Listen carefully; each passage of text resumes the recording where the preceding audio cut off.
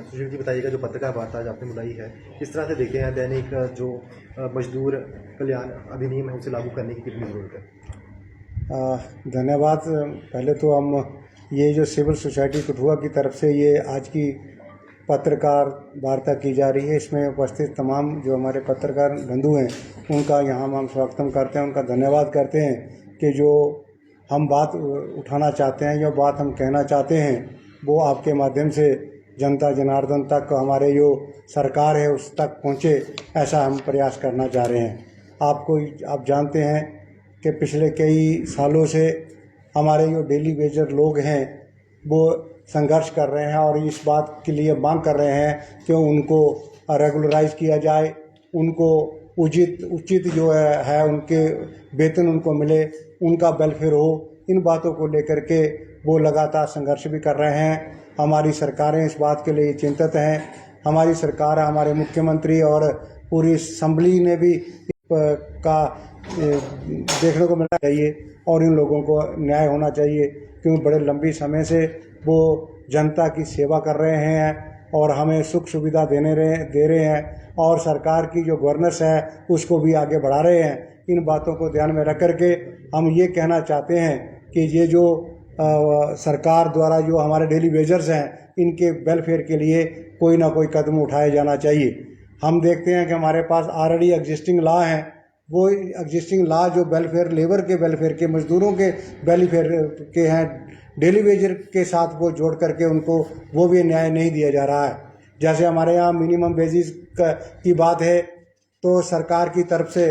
अक्टूबर 2023 को एक अध्यादेश जारी हुआ था, उसमें डेली वेजर्स को, जो अनस्किल्ड डेली वेजर थे उसको 311 रुपये और जो हाईली स्किल्ड लेबर थे उसको 556 रुपये देने की उन्होंने बात की थी। लेकिन हमारे तमाम डेली वेजर्स को जो पिछले 20 सालों से 15 सालों से वो काम कर रहे हैं उनको अनस्किल्ड मान करके उनको 311 रुपये पर डे देने का काम हुआ है। वो हम समझते हैं काफ़ी दुर्भाग्यपूर्ण है और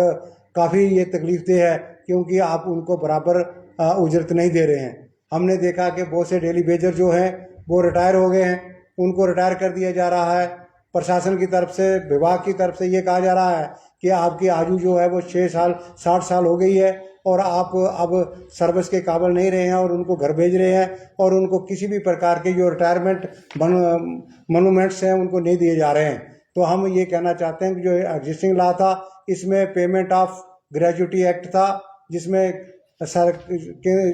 हमारी जो सुप्रीम कोर्ट है उसने भी ये बात को कहा था कि इसमें जब पेमेंट ऑफ ग्रेजुटी एक्ट की बात होगी तो किसी भी प्रकार का मतभेद नहीं किया जाएगा कि ये रेगुलर है और ये डेली वेजर है। तो इसलिए डेली वेजरों को जो ग्रेजुटी नहीं दी गई है, हम समझते हैं अभी ये घोर अपराध उन लोगों के साथ हुआ है, उनको ग्रेजुटी भी देनी चाहिए थी। इसी तरीके से आगे चल करके हम देखते हैं जो ईपी फंड, जो प्रोविडेंट फंड था, एम्प्लॉइज प्रोविडेंट फंड था, उसकी भी किसी प्रकार की कोई डिडक्शन नहीं ली गई है और अंततः जब रिटायरमेंट बेनिफिट मिलते हैं उसमें उनसे भी वंचित रखा गया है। इसी तरीके से अब जब हम आगे जा कर के देखते हैं तो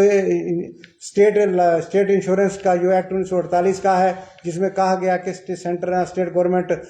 नोटिफिकेशन निकाल करके इसको एक्सटेंड कर सकती थी, तो ये भी एक्सटेंड जो थे वो डेली वेजर पे होने चाहिए थे और भी जो दूसरी सोशल सिक्योरिटीज थी वो उनको नहीं मिली है। इन सभी बातों को ध्यान में रख करके ये हमारी सिविल सोसाइटी कठुआ इस नतीजे पर पहुंची है कि हम सरकार से,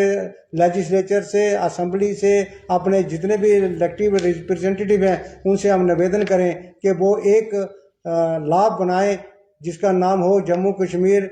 daily Vaser employees welfare act. वो एक्ट है, उस एक्ट को हमने ड्राफ्ट भी किया है, वो हम तमाम एमएलएज और के माध्यम से असेंबली तक पहुंचाना चाहते हैं। वो असेंबली में इस बात को रखें, इसको लॉ डिपार्टमेंट से वेट करवाएं, वेरीफाई करवाएं और ये अधिनियम बना करके जो एक गारंटी होगी, क्योंकि आज दिन तक जो भी डेली वेजर की जो भी सुविधाएं को दी जा रही हैं वो एक केवल मात्र एसआरओ निकाल के दी जा रही हैं। इनके लिए एक एक्ट होना चाहिए, इनके लिए एक अधिनियम होना चाहिए। उस अधिनियम को हमने फॉर्मुलेट किया है, उसका एक जीरो ड्राफ्ट जो है वो जीरो ड्राफ्ट जो है हम पेश करना चाहते हैं और इसके अकॉर्डिंगली जब हम ये लागू हो जाता है तो बहुत सा वेलफेयर जो है हमारे डेली वेजर्स का होगा, डेली वेजर के छुट्टियों का प्रावधान होगा, डेली वेजर को जो डीए वगैरह है वो देना होगा, जो बेसिक सैलरीज होती हैं वो उनको देनी होंगी, किस प्रकार से वो अपने ग्रीवेंसेस को एड्रेस कर सकते हैं, ये तमाम तरह का जो प्रावधान है वो हमने ड्राफ्ट के माध्यम से कोशिश की है कि सरकार के सामने रखें, अपने लेजिस्लेटर्स के सामने रखें, वो लेजिस्लेशन में इसको लॉ को बना करके हमारे जो डेली वेजर हैं उनकी जो तकलीफ है, उनकी समस्या का समाधान किया जा सकता है। सरकार जो है समय समय पर इनको रेगुलर कर सकती है, ये एक्ट उनके आड़े नहीं आएगा, लेकिन जब तक वो डेली वेजर के स्टेटस में रहेंगे तो उनका वेलफेयर किया जा सकता है, उनको किस ढंग से ट्रीट करना है, उनको हॉलीडेज को है, उनके रिटायरमेंट बेनिफिट की बात इसमें रखी गई है, उनको दूसरे जो एग्जिस्टिंग लॉ है उनसे इनका लिंक करके इस प्रकार का एक अधिनियम जो है वो यहाँ पास हो, ऐसी हम कामना करते हैं, ऐसी हम प्रार्थना करते हैं जिससे हमारे डेली वेजर जो है वो सुख और वो भी एक सुविधा की सांस ले सके, क्योंकि उन्होंने एक लंबी सेवा जो है हम लोगों के लिए, इस यूटी के लोगों के लिए, सरकार की गवर्नेंस को आगे बढ़ाने के लिए की है, चाहे वो पीएचई के हैं, चाहे वो म्यूनसिपल कमेटीज में हैं, चाहे वो बिजली विभाग में है या कहीं पर कारपोरेशन में है, कहीं पर भी है, उन सब लोगों को राहत मिल सके, यही आज आपके माध्यम से हम अपनी बात आगे पहुंचाना चाहते थे। हम 90 एमएलओ तक अप्रोच करेंगे, ये ड्राफ्ट एक्ट उनको देंगे और ड्राफ्ट एक्ट के माध्यम से उनसे ये निवेदन करेंगे इस पर चर्चा करने के बाद, क्योंकि हमें लग रहा है कि मुख्यमंत्री जो रूलिंग पार्टी है, जो अपोजिशन पार्टी है, वो आम सहमति उनकी नजर आ रही है, सभी जो है वो डेली वेजर का भला चाहते हैं, उनका वेलफेयर चाहते हैं। ऐसे वेलफेयर को ध्यान में रख करके हमारा ये आग्रह है उनको कि इस बात पर गंभीरता से सोचा जाए और जम्मू कश्मीर के एक कानून बना करके इनको राहत दी जाए। धन्यवाद। साहब क्या कहेंगे, जम्मू कश्मीर जो एम्प्लॉयमेंट वेलफेयर एक्ट को लेकर इसे अमेंडमेंट की जाए इसमें और जम्मू कश्मीर में से लागू किया जाए, किस तरह देखते हैं? धन्यवाद आप सबका। दरअसल डेली वेजर्स के लिए लड़ाई बड़े सालों से शुरू है। जो 92 में एक बहुत बड़ी स्ट्राइक हुई थी जम्मू कश्मीर में, उसमें भी डेली वेजर का सवाल हुआ था और उस वक्त सरकार ने एक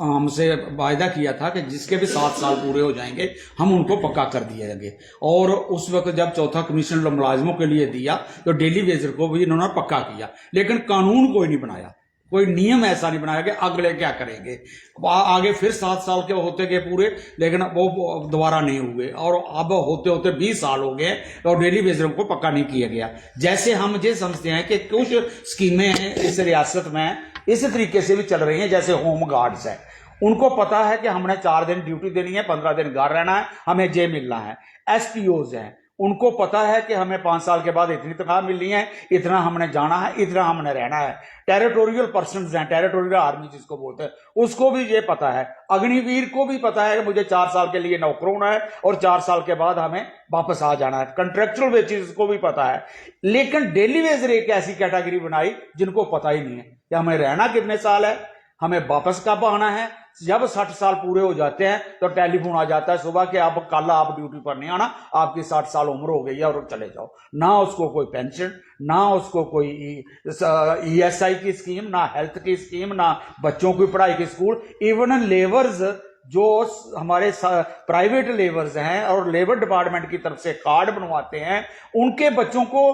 पैसे मिलते हैं, उनकी पढ़ाई के लिए पैसे मिलते हैं, उनको ईएसआई का फायदा मिलता है। लेकिन डेली वेजर्स की ना बच्चों की पढ़ाई का कोई मिलता है, ना उनके बेसिस बढ़ते हैं। और ये एक बहुत बड़ा इंसानों के साथ एक बहुत बड़ा धोखा हो रहा है। और ऐसा होता है कि जो मानवाधिकार उल्लंघन हो रहा है कि इतनी बड़ी जनता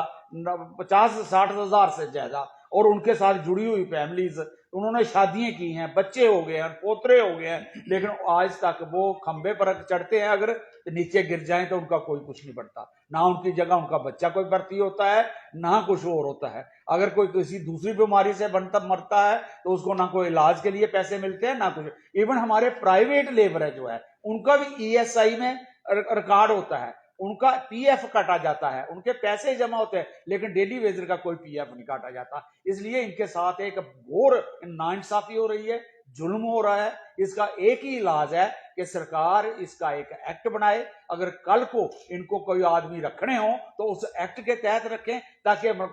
जो भर्ती होता है उसको पता हो मैं इस एक्ट के तहत नौकर हुआ हूं, कल को मुझे 15 साल के बाद वापस आ जाना या 10 साल के बाद इतनी तनख्वाह मिलनी है, इतनी नहीं मिलनी है, उसको धोखे में नहीं रखा जाए। ये एक धोखा है। इसलिए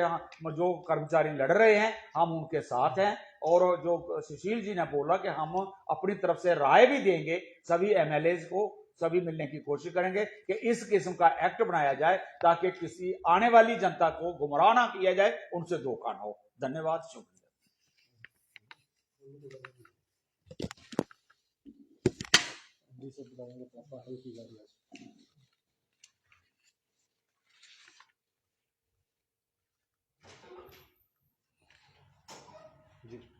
तो आज हमारी एक प्रेस वार्ता जो हमने की है डेली वेज के लिए,